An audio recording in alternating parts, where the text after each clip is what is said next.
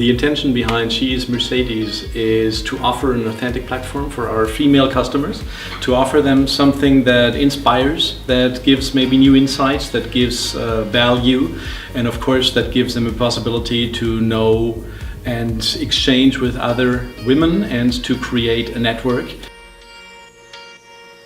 What this whole initiative represents is where we need to be heading, asking big questions about how we can be living better, while at the same time be celebrating, the quality of life and the luxury items that are available to us.